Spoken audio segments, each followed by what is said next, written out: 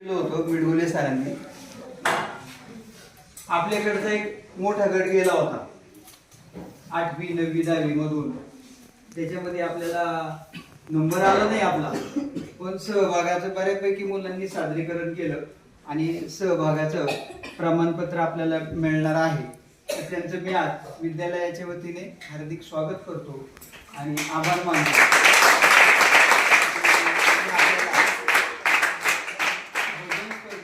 आयोजन केलं आणि भजन सादर करण्यासाठी जी त्यांनी आपल्याला संधी उपलब्ध करून दिली.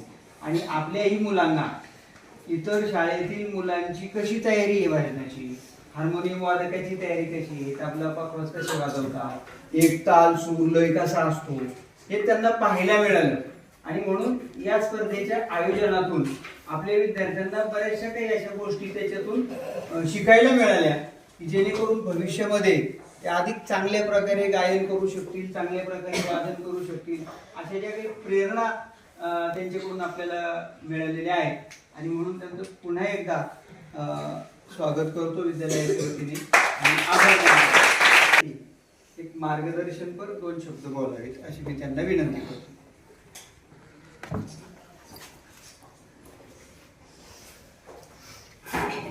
गुरु ब्रह्मा गुरु विष्णू गुरुदेव महेश्वरा गुरु साक्षात परब्रह्म तस्मै विद्यालयाच्या गुरुजनांना वंदन करून व विद्यार्थी बालमित्रांना ज्ञानेश्वर मिडगुलेचा मनापासून मनपूर्वक नमस्कार.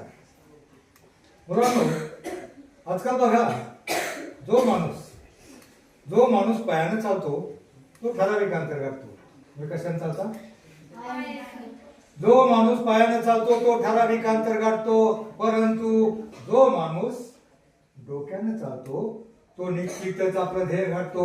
मी तुम्हाला थोड्याच वेळामध्ये थोडं तरी पायाप्रमाणे डोक्याने चालायचा मार्ग सांगणार आहे. डोक्यानं म्हणजे डोक्यानं बघा टिंबळे मला बाबासाहेब, डोक्यानं म्हणजे नीट सगळ्या अभ्यासामध्ये डोकं वापरूनच जीवनामध्ये तुमच्यातला प्रत्येक जण चांगला, मोठा आणि यशस्वी माणूस होऊ शकतो हा विश्वास देण्यासाठी वारकरी साहित्य परिषदेतर्फे मी तुमच्या समोर हजर आहे. बऱ्याच वेळा मुलांना असं वाटतं आम्ही गरीबाचे, आम्ही कमी हुशार, मी लुकडा, मी गुटका, मी काळा, मी कसा मोठा होणार? तुमच्यातला प्रत्येक जण मोठा होणार. तुमच्यातला प्रत्येक जण मोठा होणार. फक्त माणसाला जीवनामध्ये यशस्वी होण्यासाठी माणसाजवळ आत्मविश्वास हवा आणि तो आत्मविश्वास मिळवण्यासाठी थोडा तरी संतांचा आणि शिवरायांचा इतिहास ज्ञात हवा. जगावं कसं आम्हाला छत्रपती शिवरायांनी शिकवलं, मरावं कसं हे शंभूराजांनी शिकवलं आणि वागावं कसं हे संत समाज सुधारकांनी शिकवलं. आता मला सांगा, आपल्याला कुठं शंभूराजासारखं म्हणायचंय, आपल्याला कुठं बाजीप्रभूसारखी खिंड अडवायची किंवा आपल्याला कुठं भगतसिंगासारखं फाशी जायचंय? आपल्याला फक्त एकच काम करायचंय, फक्त शिकून सवरून मोठं व्हायचंय. माणूस जीवनामध्ये 2च प्रकारे मोठा होऊ शकतो. किती प्रकारे? ती मागची मुलगी आहे ना, 4 वर्ष काय झालं, एका शाळेमध्ये अख्खं रामायण सांगितलं.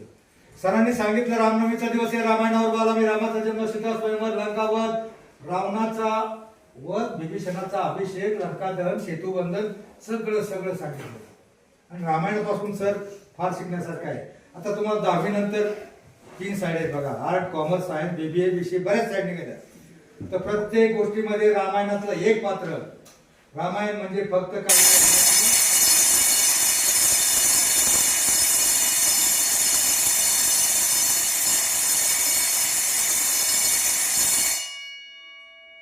रावणाची लढाई रामायणातून खूप शिकायजोग आहे.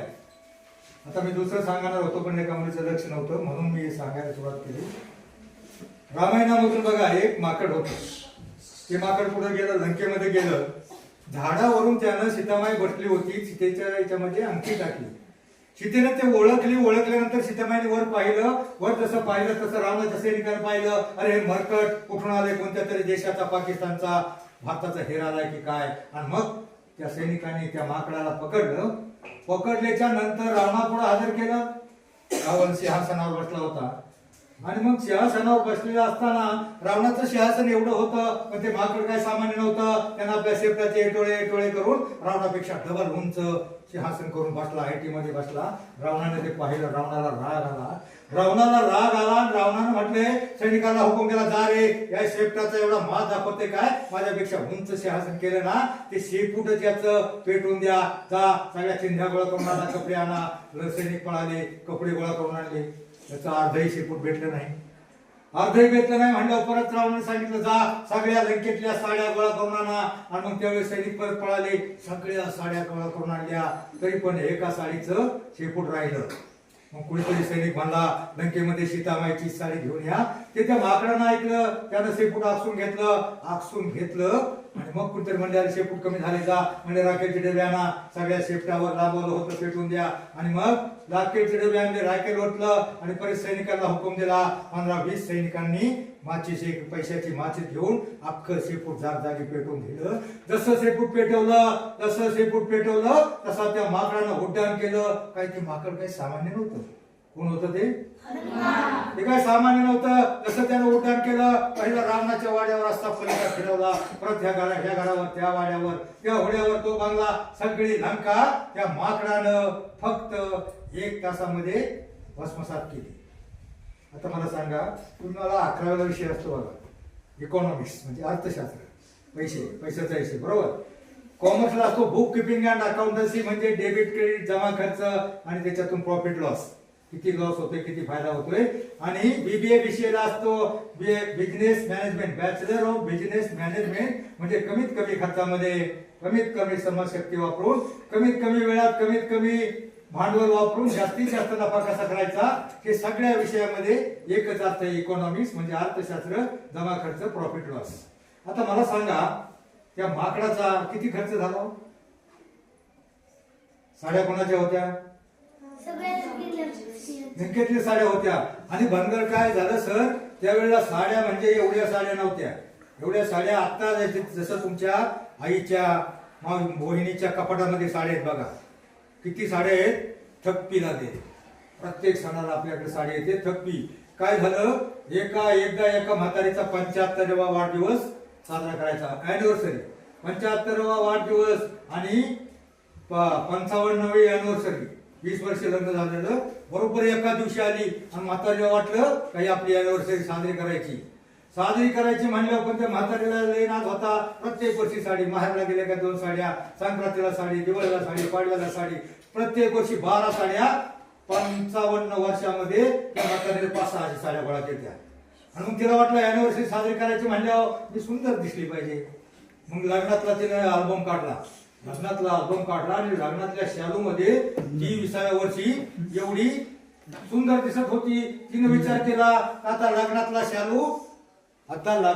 शालू त्यावेळेला आपल्याला लग्नातला शालू काढायचा आहे, म्हणजे मी सुंदर दिसेल. मग तिने काय केलं, साड्या सगळ्या थप्पी लागली होती, 500-600 साड्या. आणि लग्नातला शालू कधी घातलाच नव्हता, तो सगळ्या तळाला होता. आणि तळाला असल्यामुळं तो शालू ओढायला जशी ती वाकली तशी अख्खी थप्पी म्हातारीच्या बोकांनी पडली. म्हातारी खलास. आता म्हाताऱ्याला प्रश्न पडला, काय करायचं या साड्याचं. आणि मग त्याला राग आला, या साडीमुळे आपली म्हातारी गेली. त्यानं त्या अख्ख्या साड्या मैत्रीच्या दिवशी वाटून टाकल्या. आपल्याकडे आपल्या समाजामध्ये बघा कशा साड्या पाहिजे. रामायणामधून काय शिकायचं, बंधुप्रेम. राम वनवासाला निघाला, भरताला गादी मिळत होती, पण तो त्याला आणण्यासाठी गेला. त्याच्या पादुका त्यानं मागून आणल्या आणि राज्यकारभार केला. हे रामायण कशासाठी सांगितलं, 1-2 मुलीचं लक्ष नव्हतं. एक मुलगी मागची त्या दुसरीला मारत होती, काहीतरी खुणत होती, खाली बघत होती. मी म्हणलं, बाई, मागून 2 नंबर, रावणाला कोणी मारलं? हो बाई, रावणाला कोणी मारलं? ती म्हणली, मी नाही मारलं. कारण तिचं लक्ष नव्हतं, तिचं लक्ष कुठंतरी खाली होतं. मग त्यासाठी तुमचं लक्ष काय सध्या? टीव्ही, मोबाईल, डीजे, पाटलांचा बैलगाडा, काय लक्ष काय तुमचं सध्या? लक्ष आहे शिक्षण. त्याच्यामुळे शिक्षण म्हणजे शून्यातून विश्व निर्माण करण्याचा मार्ग. शिक्षण म्हणजे स्वतःवरून स्वर्ग गाठण्याचा मार्ग. लोक मेल्यावर स्वर्गात जाण्याची इच्छा व्यक्त करतात. शिकला सवरलेला माणूस या पृथ्वी तलावर स्वर्ग उभा करू शकतो, इतकी ताकद या शिक्षणामध्ये आहे. फक्त ते शिक्षण तुम्ही मन लावून बघा तुम्ही मीराबाई नाव ऐकले? मीराबाई का फक्त शांताबाई ऐकली? मीराबाईचं एक भजन आहे बघा, 2 ओळी मागं म्हणा आणि त्या 2 ओळीतून तुम्ही काय घ्यायचं, त्या 2 ओळीतून तुम्हाला काय घ्यायचं, त्या 2 ओळीप्रमाणे तुम्ही वागण्याचा प्रयत्न केला, तुमच्यातला प्रत्येक जण मोठा होऊ शकतो. जरा मागं म्हणा. मीराबाईचं भजन आहे, जैसी लागी लगन मेरा हो गई मगन, वो तो गली गली हरी गुन गाने लगी. आता एक पोरगी नुसतीच हसली. आता मी कुठं त्याला मुन्नी बदनामी म्हणायला सांगितलं होतं. संतांचा अभंग एखादा तोंडामध्ये वाटला, अंतकरणामध्ये टाकला, देव आपल्याला सद्बुद्धी, मांगल्य, पावित्र्य, चारित्र्य आपलं शुद्ध करेल. अभंगाच्या एका चरणाचा अर्थ काय हात होतो याचा, दैशी लागी लगन. दैशी लागी लगन याचा अर्थ काय होतो? तुम्हाला मोबाईलची, टीव्हीची एवढी गोडी लागली, असा अर्थ होतो का? जैसी लागी लगन म्हणजे मीराबाईला श्रीकृष्णाच्या भक्तीची एवढी आवड, एवढी गोडी निर्माण झाली होती, तशी गोडी जर तुम्हाला अभ्यासाची निर्माण झाली आणि मीरा हो गई मगन. मीरा हो गई मगन म्हणजे मीराबाई श्रीकृष्णाच्या भक्तीमध्ये एवढी लीन, तल्लीन, मग्न झाली होती. तसं जर तुम्ही अभ्यासामध्ये मग्न झाला तर जगातली कोणतीही शक्ती तुम्हाला मोठं होण्यापासून रोखू शकणार नाही. असं होणार आहे का? पाकिस्तानचा एखादा आतंकवादी येईल, चीनचा एखादा सैनिक येईल, म्हणाले माळ्या नाळ्या घालू का गोळ्या? लय अभ्यास करून कॅप्टन होऊ नको, लय मन लावून अभ्यास करून कलेक्टर होऊ नको असं कोणी म्हणणार आहे का? जगातली कोणतीही शक्ती तुम्हाला मोठं होण्यापासून रोखू शकत नाही. परंतु काही शत्रू आहेत तुमच्या आतमध्ये दडलेत. आतले शत्रू तुम्हाला माहित आहे, आळस, कंटाळा, बेफिकिरी. नाही अभ्यास केलं तर काय सर थोडंसं रागवतील. मुलांना तुमच्या माहितीसाठी सांगतो, सरांचं काय बिघडणार नसतं. तुम्हाला मोठं व्हायचं असेल, आतले शत्रू पहिले बाहेर काढा. माणूस जीवनामध्ये 2 प्रकारे मोठा होऊ शकतो, एक शिकून, दुसरं सवरून. शिकून म्हणजे शिक्षण आणि सवरून म्हणजे सवरून. सकारात्मक अर्थाचे जेवढे शब्द, सत्य, सदाचार, संयम, सुविचार, संतांचे विचार. सुविचार काय फक्त फळा भिंतीवर लिहिण्यासाठी नसतात, त्याच्यातून काहीतरी घ्यायचं असतं. प्रत्येक गोष्टीमधून काहीतरी बोध घ्यायचा असतो, प्रत्येक धड्यामधून काहीतरी धडा घ्यायचा असतो. तुमच्यातला प्रत्येक जण मोठा होऊ शकतो. एक शिकून आणि दुसरं सवरून. शिकून म्हणजे शिक्षण आणि सवरून म्हणजे सवरून. सत्य, सदाचार, संयम, सुविचार. तुम्हाला सगळ्यांना मोठं व्हायचंय का? 1 मिनिटाचा मार्ग आहे माझ्याकडे, शॉर्टकट. 50% मोठे व्हाल आणि दुसरे 50% ते सवरून म्हणजे सकारात्मक. सत्य, सदाचार, संयम, सुविचार, संस्कार. आणि या संस्कारासाठी फक्त 1 मिनिट खर्च करा. मला सांगा प्रामाणिकपणे घरून निघताना तुमची आई किंवा वडील जे घरी असतात, आई वडिलांच्या किती जण पाया पडून येतात? 5-7 जण. धन्यवाद. तुम्ही पाया 5-7 जण जर पडतात. तुम्हाला मोठं व्हायचं असेल, सर खरोखर यांना मोठं व्हायचं असेल तर तुम्ही घरून निघताना एक काम करा. घरी जे आई किंवा वडील असतील, तुम्ही देवाच्या पाया पडायला दिवसभर पाया पडला, देव तुम्हाला एक बिस्किटचा पुडा देणार नाही. पण आई किंवा वडील जे घरी येऊन निघताना घरी असतील ना, त्यांच्या फक्त 1 मिनिट लागतो पाया पडा. आणि तुम्ही फक्त 8-10 दिवसानंतर त्याचा इफेक्ट बघा.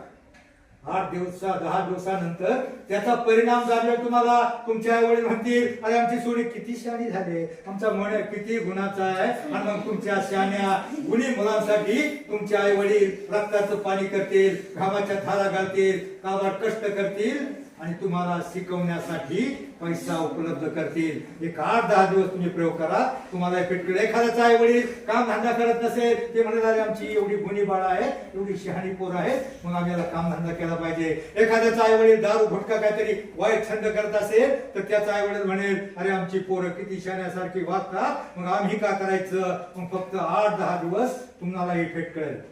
मला सांगा, 1 मिनिटापेक्षा जास्त लागते का पायासाठी वागायला? पडणार का उद्यापासून? कोण कोण पडणार हात वर करा. ज्याला हात आहे त्याने वर करा, ज्याला हात नाही त्याने जाऊ खाली हात करा. बस मी तुमच्या शाळेकडे वळालो.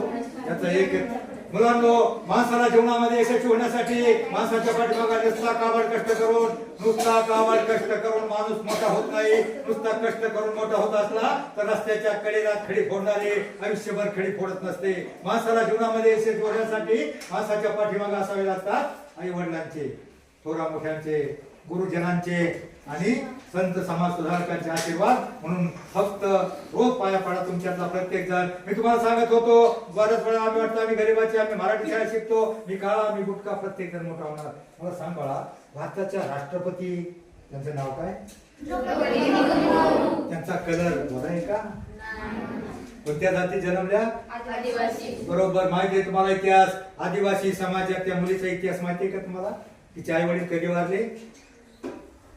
वयाच्या 6व्या 7व्या वर्षी आई वडील खदानीत म्हणजे खाणीमध्ये काम करत असताना खदान गाडली गेली, आई वडील त्याच्यात गाडले गेले, मुलगी अनाथ झाली. अनाथ झाल्यावर अनाथ आश्रमामध्ये ती पहिली पासून मास्टर डिग्री पर्यंत मन लावून शिकली. कारण तिचं मन व्हायबल करायला त्यावेळेला मोबाईल नव्हता, टीव्ही नव्हता, डीजे नव्हता आणि पाटलांचा बैलगाडा पण नव्हता. मन लावून शिकली आणि ती शेवटपर्यंत तिचा पहिला नंबर होता. मास्टर डिग्री नंतर तिच्या जवळ 6 डिग्री आहे. तिला राष्ट्रपती बनवलं. ते तिचं शिक्षण पाहून, तिचं टॅलेंट पाहून, तिचा कलर किंवा जात पाहून नाही. देवानं आपल्याला कोणता रंग द्यायचा, कोणत्या घराण्यात जन्म घ्यायचा हे आपल्या हातामध्ये नसतं. पण जन्मल्यानंतर मृत्यूपर्यंतचा जो महत्वाचा प्रवास, शिक्षण शिकून सवरून कसं मोठं व्हायचं हे नक्की तुमच्या हातामध्ये आहे. तुम्हाला एक नाव माहित असेल, एपीजे अब्दुल कलाम. कोण होते? राष्ट्रपती होते. बरोबर. त्यांची परिस्थिती माहिती आहे का तुम्हाला? तुम्ही जर इतिहास, गरिबीची होती ना, गरिबीची होती, खायची पंचायत होती. अगदी पहिली दुसरी पासून ते पेपर टाकायचे. घरोघर पेपर टाकताना एखादा पेपरचं पान उरलं, रद्दीतला एखादा पेपर दुसऱ्या दिवशी घ्यायचे आणि त्याच्या मागचे लेख वाचायचे. लेख वाचून त्यांना अशी प्रेरणा मिळाली. त्यांनी इतकं वाचन केलं मुलांनो. मोबाईल आणि टीव्हीच्या ऐवजी तुम्ही एखाद्या पेपर मधले लेख वाचाल तरच वाचाल. मोबाईल टीव्हीनं आपली पिढी व्हायला लागली. वाचाल तरच वाचाल, लेख वाचायचे. आणि इतके त्यांनी लेख वाचले आणि 2-4 वर्षामध्ये त्यांच्या डोक्यामध्ये प्रकाश पडला, आणि मी ही काहीतरी करू शकतो, मी ही काहीतरी संशोधन करू शकतो. त्यांना प्रेरणा मिळाली आणि भारताचे पहिले राष्ट्रपती, पहिले संशोधक बनले मिसाईल मॅन. आणि त्यांना एक पदक, राष्ट्रपती पदक मिळालं. सगळ्यात आदर्श राष्ट्रपती म्हणून एपीजे अब्दुल कलाम. मग कोणत्या घरात जन्म घ्यायचा, हिंदू की मुस्लिम हे आपल्या हातामध्ये नाही. पण जन्मल्यानंतर शिकून सवरून कसं मोठं व्हायचं हे नक्की तुमच्या हातामध्ये आहे. तुम्ही एक नाव ऐकले का? पीटी उषा. कोण होती? धावपटू होती. ती काही एकदम धावपटू झाली का? तिचा इतिहास माहिती आहे का तुम्हाला? नाही ना. ती आदिवासी समाजात तामिळनाडूतल्या खेडेगावातली मुलगी.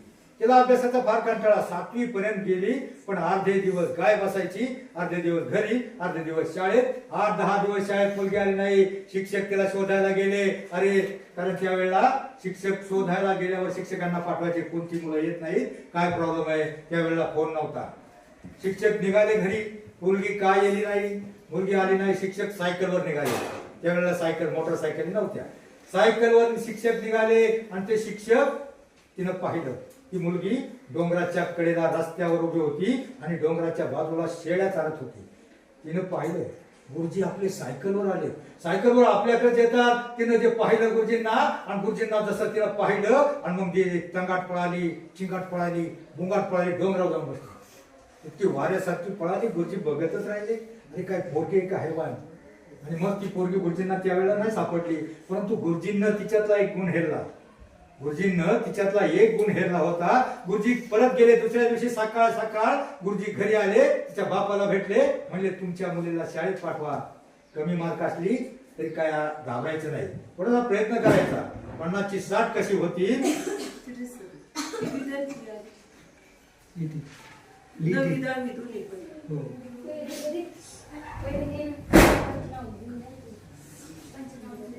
काय प्रॉब्लेम आहे? तर मी काय सांगत होतो?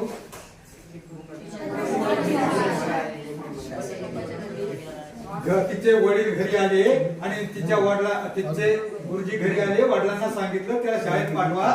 शाळेत पाठवा म्हणल्यावर गुरुजींनी दुसऱ्या दिवशी तिला शाळेत वडिलांना घेऊन यायला लावलं. वडील आले, वडील मुलीला घेऊन आले, शाळेत बसवली.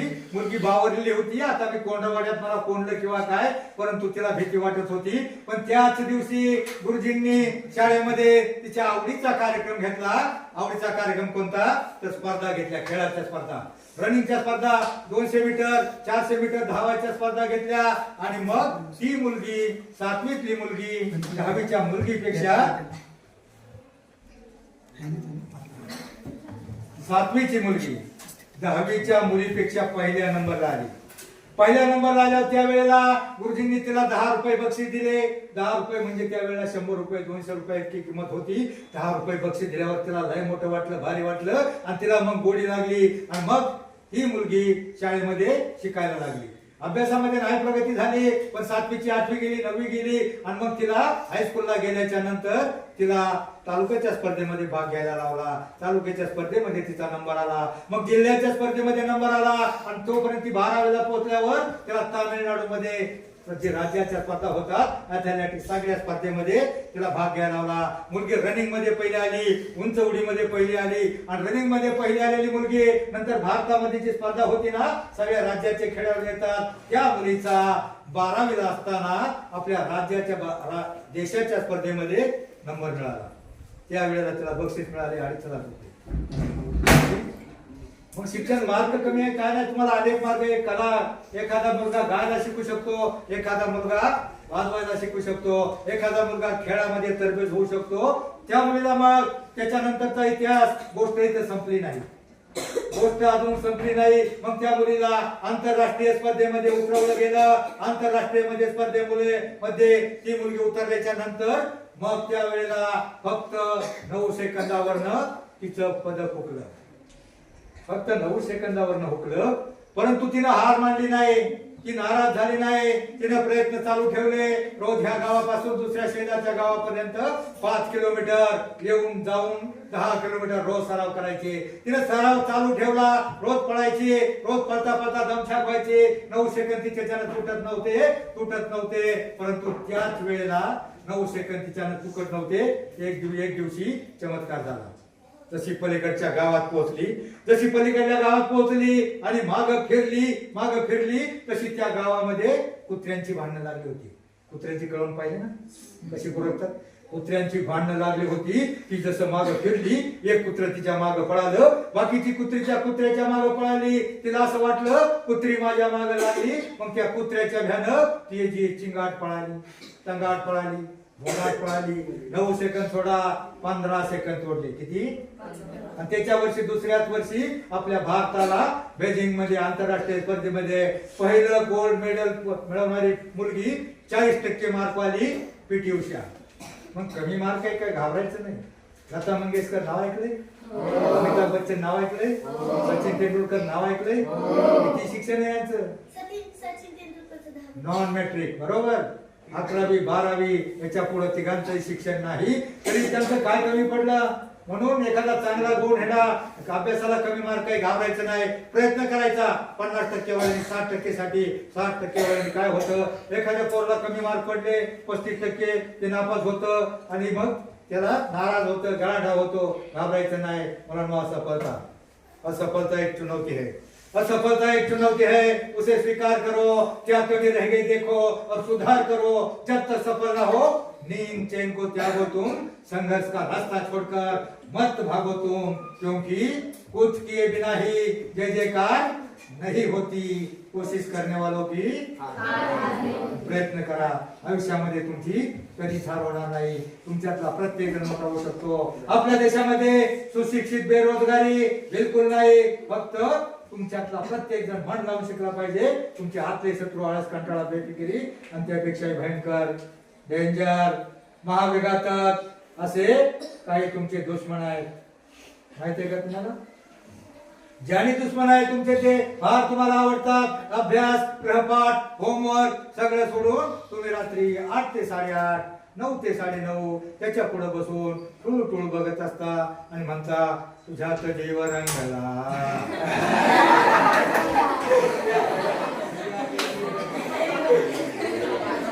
आणि सगळ्यांना दुसऱ्या दिवशी मग अभ्यास, गृहपाठ, अभ्यास गृहपाठ होमवर्क राहायला बाजूला आणि त्या टीव्ही मुळे दुसऱ्या दिवशी सरांना सांगता सर माझं डोकं दुखत होतं आणि तुम्ही डोकं पुढे लावलं होतं. काय मालिका असतात टीव्हीच्या? टीव्हीतल्या मालिकापासून काय शिकायचं मुलींनो? टीव्ही मध्ये बघा पहिले खलनायक तर आगडबंब राक्षसासारखे आगडबंब असायचे आणि आता टीव्हीच्या मालिकामध्ये दोन सुंदर बायका एकीनं दुसरीची खोडी कशी करायची आणि दुसरीनं याच्यापेक्षा काही स्टोरी असती का?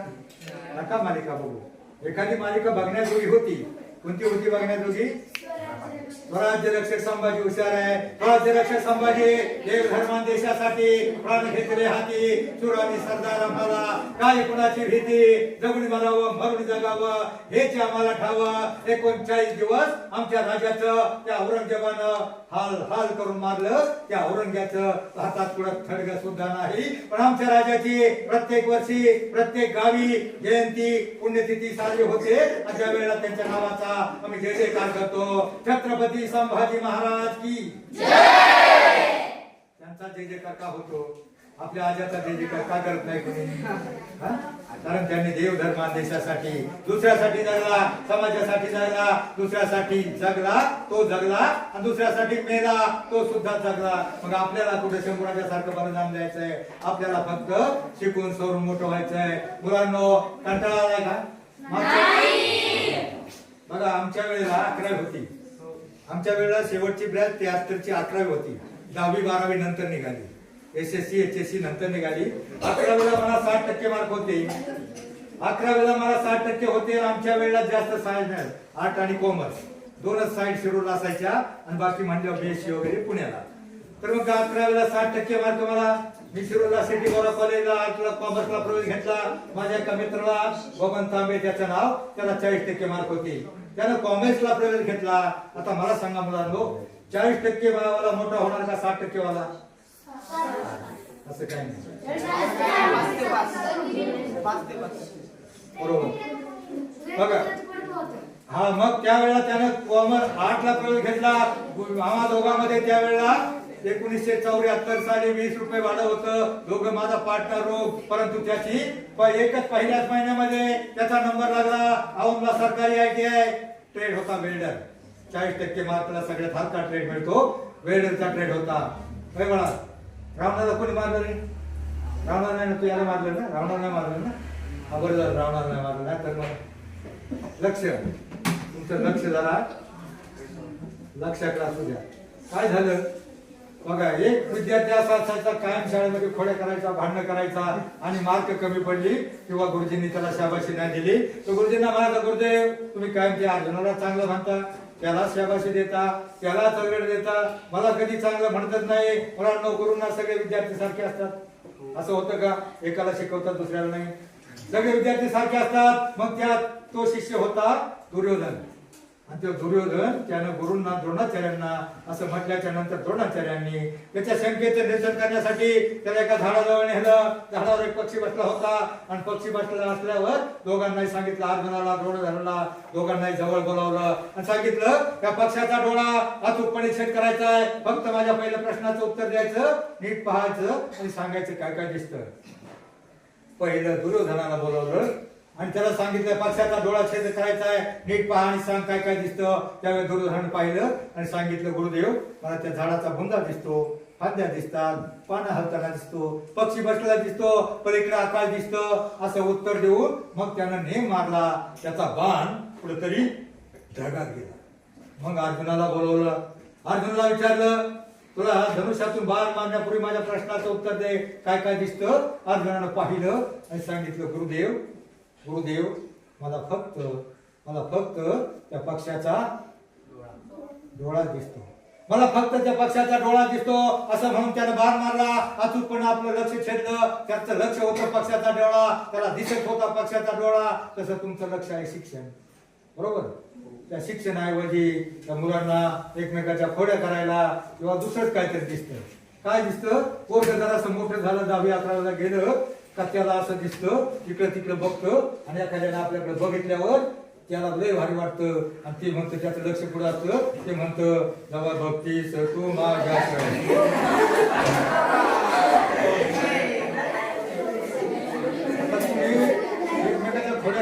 शिकतो म्हणून सांगितलं.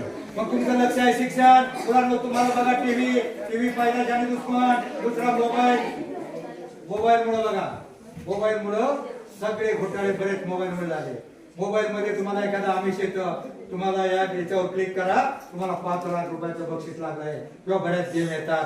आयुष्यात ते उत्सुक सुद्धा नका, कारण ते सगळं आपल्याला लुटण्यासाठी असतं. कुणी आपल्याला फुकट मध्ये 10 रुपये सुद्धा देऊ शकत नाही. मोबाईल मधलं जे वाईट ते काहीच बघू नका. एखादा प्रबंध, एखाद्या अभंगाची चाल, एखाद्या कवितेची चाल, मला सांगा तुमच्या गावामध्ये सप्ताह होतो? कीर्तनाला किती जण जातात?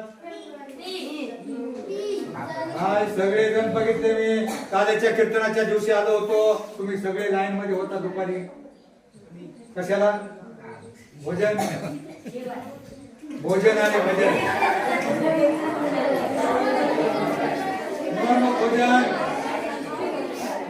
भोजन आणि भजन या शब्दामध्ये फक्त एक काना एक मात्र अंतर आहे. फक्त भोजन, आता केलेलं भोजन फार तर उद्या सकाळपर्यंत आपल्या पोटामध्ये राहतं, परंतु कीर्तनातला, प्रवचनातला एखादा अभंग आपल्या डोक्यामध्ये घुसला. अवघाचे संसार सुखाचा करीन, जगाचा संसार नाही कळला, स्वतःचा संसार सुखाचा करायचा आहे, एवढं जरी कळलं तरी फार झालं. महाराज, मी याच्यासाठी फिरतो, मी तुमच्या माहितीसाठी सांगतो, मी भंडारा, नागपूर, गडचिरोली, महाराष्ट्रातले 14 जिल्हे हिंडतो. याच्यासाठी हिंडतो सर, 2 प्रॉब्लेम आहेत आपल्या देशामध्ये. 2 प्रॉब्लेम आहेत. मुलांच्या बाबतीमध्ये वेगळा आहे, मुलींच्या बाबतीमध्ये वेगळा आहे. मुलांच्या बाबतीतला प्रॉब्लेम तुम्हाला सांगतो, मी तुम्हाला जागा करायला आलोय. आपल्या देशातल्या प्रत्येक गावोगावी 10 ते 15% मुलांची लग्न होत नाही. ती कोणती? आता टंगळ मंगळ करतात, नीट लक्ष देऊन शाळा शिकत नाहीत, टुकार बेकार राहतात, पाटलांच्या बैलगाड्या मागे पळतात, शाळेचा खाडा करतात आणि बेकार राहतात. अशा बेकार टुकार मुलांना 15% मुलांना मुली मिळत नाहीत. आणि मुलींसाठी सांगतो, मुलींच्या बाबतीत अति घाई संकटात जाईल. काय झालंय? अलरड वय असतं, परिणामाची कल्पना नसते. त्या मोबाईल मध्ये काही ऍप पाहून मुलींचं डोकं बधीर होतं. आणि मुलींना बघा, आता 10वीच्या मुलीच्या नंतर आमच्याकडे एक 11वीला मुलगी होती, पण ती हुशार मुलगी होती. तिला 7वी 8वीला पहिल्या नंबरला यायची, पण मोबाईलचा इतका नाद, 10वीला त्याला फक्त 45% मार्क पडली. 90%ची मुलगी 45%वर आली, इतका त्याला मोबाईलचा नाद. ही मुलगी मोबाईल अगदी झोपताना सुद्धा गोधडीत घेऊन झोपायची. आणि चालताना, आता शाळेत निघाली मुलगी, शाळेत निघाली तरी ती मोबाईल हातातच. आणि मग ती गाणं होतं बघा, या चालताना बोलताना मोबाईलच्या हातात, झोपेतही सपनातही हेडफोनहीच्या कानात. शाळेत निघाली, मोबाईलच्या नादात मळ्यात पोचली.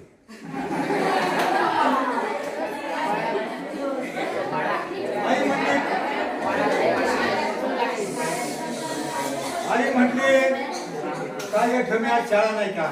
मग ठमी म्हणते, बया याड लागलं रे, याड लागलं. मोबाईलचं याड नको, मोबाईल गरजेपुरता वापरा फक्त. आता मला सांगा, तुम्हाला बघा, तुम्हाला 2 अभंग कोणाचे पाठ आहे का?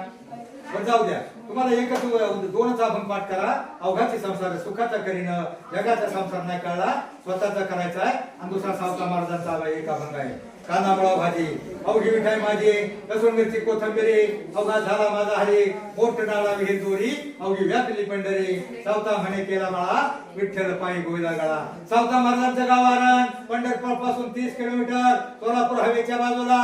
पण ते कधी पंढरपूरला गेले नाही, आपल्या शेतामध्ये काम करायचे. काम करता करता विठ्ठलाचं नाम घ्यायचे, विठ्ठलाचं भजन करायचे. आणि विठ्ठलाचं भजन करता करता ते आपला कांदा मुळा भाजी, त्यांचा देव कशात होता? कांदा मुळा भाजी, अवघी मिठाई माझी. आणि ते आपलं काम करता करता मोठ चालू करायचे. ते मोठं वरचं गाणं नाही म्हणायचे, ते विठ्ठलाचं नामस्मरण करायचे.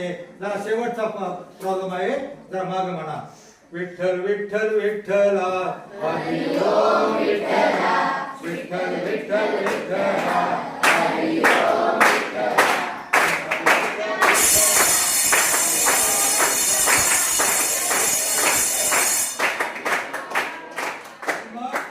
आपलं पीक पाणी द्यायचे, पीक वाढ काढलेलं असायचं. पीक काढायला आले का काय, कांदा मोठा कांदा आपले काढायला आलेत का काय, एक कांदा उपटायचे, एक मुळा उपटायचे आणि ते कांदा मुळा आपल्या हातामध्ये धरायचे आणि त्या कांदा मुळा त्याच्याकडे पाहून ते अगदी आनंदाने म्हणायचे, विठ्ठल माझा माझा माझा माझा माझा, विठ्ठल माझा हे विठ्ठल माझा, विठ्ठल माझा विठ्ठल माझा हे विठ्ठलाचा म्हणा.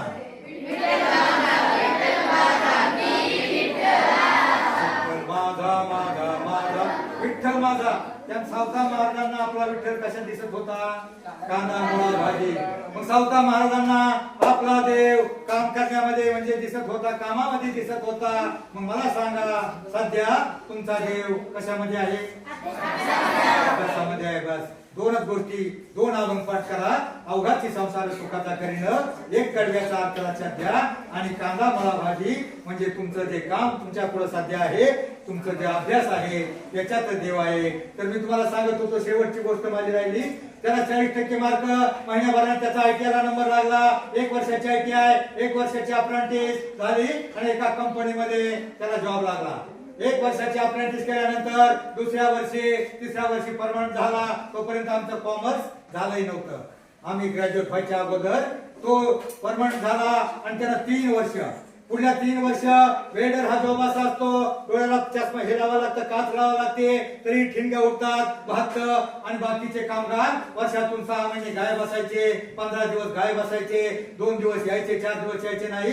पण त्या माझ्या मित्रानं सतत 3 वर्ष 16 तास 18 तास ड्युटी केली आणि मग मालकानं रेकॉर्ड चेक केलं. अरे बाकीचे कामगार वर्ष 6 महिन्यातून अर्धे दिवस गायब असतात, पण यानं डबल ड्युटी केली, डबल ओव्हरटाइम केला. मग त्या मालकाच्या लक्षामध्ये आलं, अरे हा मुलगा कष्टाळू आहे. मग त्याच्या कष्टाचं चीज झालं. 3 वर्षानंतर माझ्या त्या मित्राला त्या मालकानं 33% पार्टनर करून घेतलं. मुलांना तुमच्या माहितीसाठी सांगतो, आज त्या माझ्या 40% वाल्या वेल्ड झालेल्या माझ्या मित्राच्या भारतामध्ये 3 कंपन्या आहेत. हैदराबादला वनस्थलीपुरम, मद्रासला चेन्नई आणि पुण्याला भोसरीमध्ये कंपनी आहे.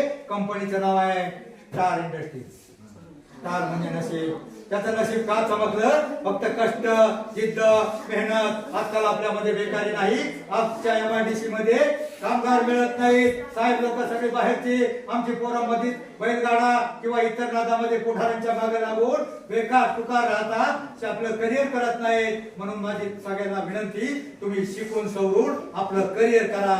मला माहित आहे तुम्ही हिरी झाकीर हुसेन, APJ अब्दुल कलाम, जय सिंग सारखा राष्ट्रपती नाही होऊ शकणार. मला माहितीये तुम्ही राष्ट्रपती नाही होऊ शकणार, पण तू शिकून सवरून आपलं करिअर केल्यानंतर कमीत कमी तुम्ही पती तरी व्हावं, यासाठीचा माझा अट्टाहास आहे.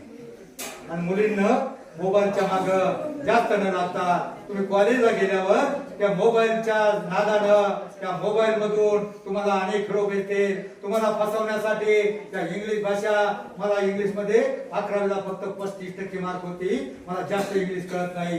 तुम्ही कॉलेजला गेला ना तर एखादा तुम्हाला हिरो भेटल आणि हिरो भेटल तो तुम्हाला मोबाईल करील किंवा सहज बोलता बोलता तो तुमच्याशी बोलता बोलता तुम्हाला हरभऱ्याच्या झाडावर चढवील, म्हणत आज फार सुंदर दिसतेस. आणि मग तो पुढे काय, आणि मग तू हसते.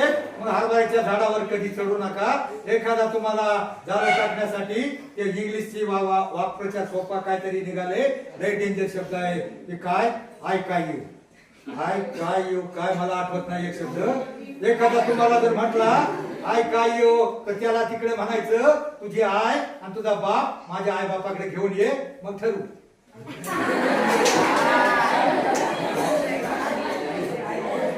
कारण ज्याचं तुमच्यावर खरं काय ते काय आहे ना, तो कधी तुमच्या आई बापाकडे येणार नाही. म्हणून आपल्या आई वडिलांना मान खाली घालावा लागेल असं आयुष्यामध्ये वागू नका.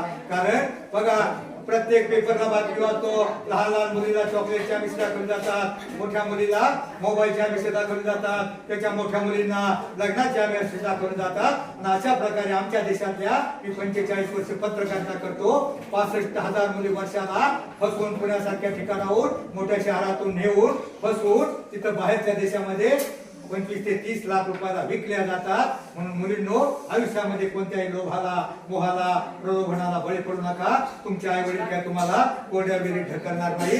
तुमचं भविष्य ते घडवणार आहे. फक्त ते भविष्य शिकून म्हणजे शिक्षण आणि सवरून म्हणजे संस्कार. त्यासाठी संतांचे विचार प्रत्येक कॉर्नर वर लिहिलं असतं, सावधान आपली गाडी जपून चालवा.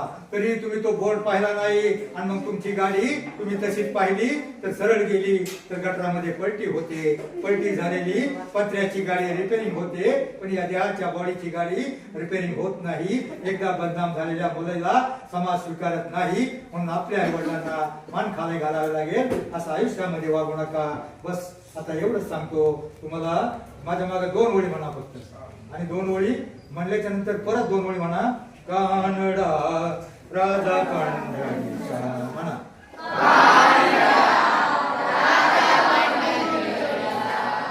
तुम्हाला आशा नाही लागत, तुम्हाला जरा वेगात लागतं. 2 मिनिटं. छुन्नुक छुन्नुक टाळ वाजवी, पाटामधलं पाणी, पाखरा संग गातो, विठ्ठला गाणी, विठ्ठल विठ्ठल जय हरी विठ्ठल. जोरात टाळा वाजवा आणि जोरात विठ्ठल म्हणा. शास्त्रीय कारण सांगतो, कारण बघा 40 वर्षा माणसाला बीपी होतो किंवा अटॅक येतो. त्याचं कारण सांगतो मला. विठ्ठल विठ्ठल जय हरी विठ्ठल,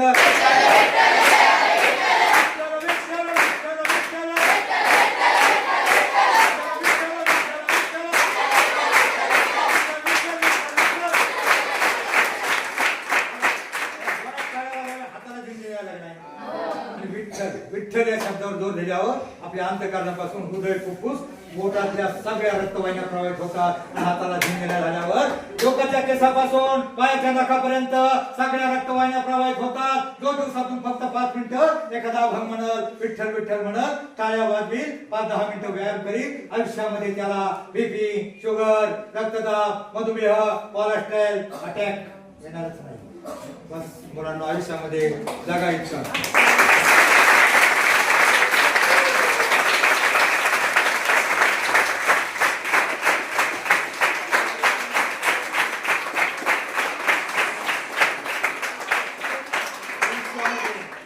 आयुष्यामध्ये जगा इतकं, आयुष्य कमी पडेल.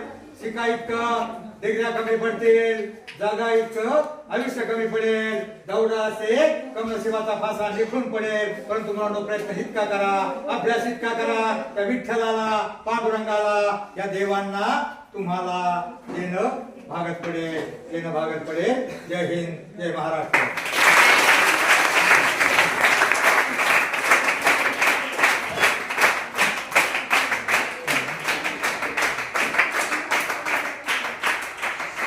आपल्या विद्यालयामध्ये विरगुले सर आले आणि त्यांनी संत विचार, थोरांचे विचार, राष्ट्रपती अशी अनेक आपले थोर व्यक्ती आपल्या देशामध्ये ज्या काही होऊन गेल्या, पी.टी. उषा, नाही का, द्रौपदी मुर्मू यांच्या माध्यमातून, रामायण महाभारत यांच्या माध्यमातून जी काही आपल्याला प्रेरणा दिलेली आहे, काहीतरी आपल्या मुलांच्या आत ऊर्जा वाढलेली आहे आणि त्याबद्दल त्यांचे मानावे तेवढे उपकार कमी आहेत. आणि मी म्हणून आपल्या विद्यालयाच्या वतीने, आपल्या श्री भैरवनाथ शिक्षण संस्थेच्या वतीने, त्याचप्रमाणे आपल्या सगळे शिक्षक आणि शिक्षकेतर कर्मचारी यांच्या वतीने त्यांना धन्यवाद देतो, आभार मानतो.